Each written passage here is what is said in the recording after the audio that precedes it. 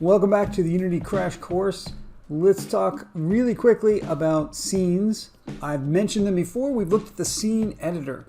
Here I am in the scene editor, the scene tab, and I'm looking at a scene. This is from the Hello World project, which we'll be going through a bit in class. Let me just show you how it works. It starts off with the Hello, my name is screen, and then if you hit the Press Me button, it takes you to the Touch Anywhere screen. And then you hit the Press Me again, it takes you back to the Hello, my name is. Now, if you watch right up here in the upper left corner, we see that this is the hierarchy. This is what's currently loaded. And we have scene 1 loaded. And when I hit the Press Me, boom, you see we've switched scenes. We're actually in a different scene. Scenes in Unity are like levels. Think of them as levels in a game. This is a crash course, so let's just cover the bare bones basics. Let's think of scenes as individual levels. We're going to load one at a time. We're going to transition from one to another like we're doing here. You can save your scenes anywhere. So let's save our scene. You can put it anywhere under your assets folder. It must be in the assets folder. And I like to put them together into a scenes folder.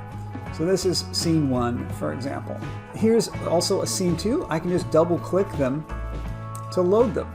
And here's that stick person scene that I was doing in a previous video. So let's go back to scene 1.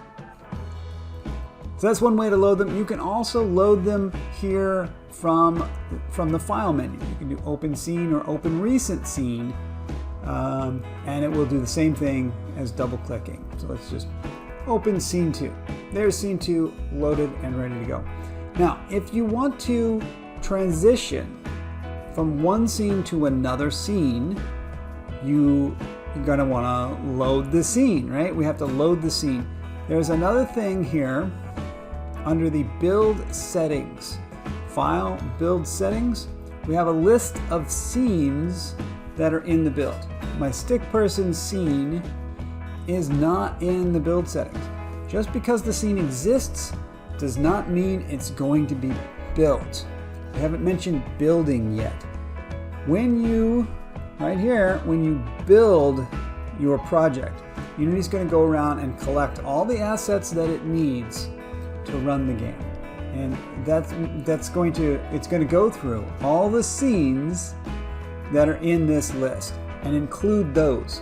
It will not include every scene that exists, only the scenes that you say.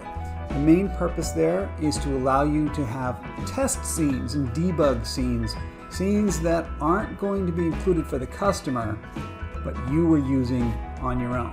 So that's what Stick Person is. Stick Person is a scene that will not be built. It was something we were doing ourselves. You can make new scenes.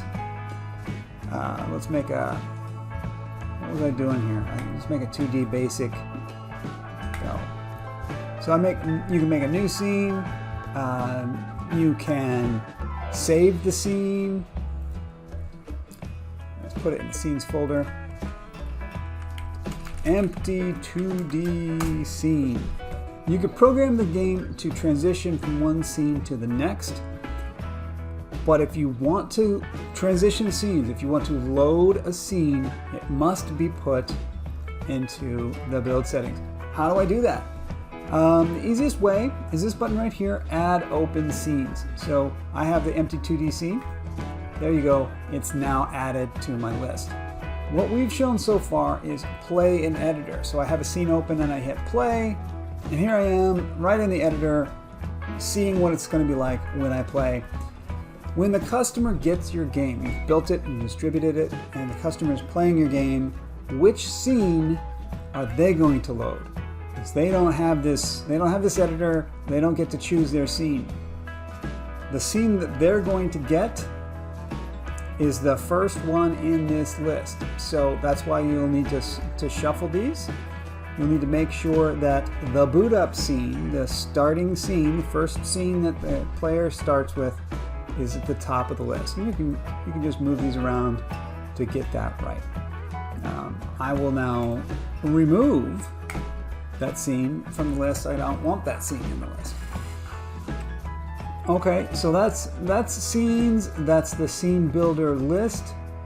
You add them, you can sort them in order, and I guess I will cover the last thing, which is in the simplest possible method, how do I load another scene? We've got the player booting up in scene 1, and here we are in scene 1. We've got scene 1 loaded in the editor. So this is how the player is going to boot up. They're going to boot up like this. I've got this press me button. When you press it, I want to load scene 2. So let's take a quick look at how that is set up. I can select things just by clicking on them. And so I've selected this little button and it takes me to button. If I look at the inspector, I can look at the properties of button, and I can see on here that it's got an on-click property. The on-click property is connected to my button object. It's connected back to itself. If you click this, it will take you to that object. And well, it's the same object. So, boop, you can see it highlighted right there. It's connected to the same object. And then right here is a drop down of what function on that object you want to connect to. So you can see all the different components that are on this object. And one of those is a load scene component. And you can see we are connected to the on button press function of the load scene component. And right here below, you see the load scene component. Let's open that and see what that does. Here is the load scene component. It's quite simple, as you can see. This is a script. On button press is a function, and what it does is call scene manager dot load scene. So right here is a using. That scene manager load scene is actually, you can see here the full class. It's Unity Engine dot scene management dot scene manager dot load scene. And so I don't have to type that all out. We've got a using here for the first two namespaces, so that we can then just say scene manager, load scene, and then that's got a scene to load, and that's just a string. Over here, you can see that I have entered the string scene to. So when you click the button will invoke this function on button press of the load scene script. The load scene script has scene to load set to scene 2, and that will simply call scene manager load scene. Now, scene manager load scene is a synchronous load, meaning it's just a function call and it just means do this right now.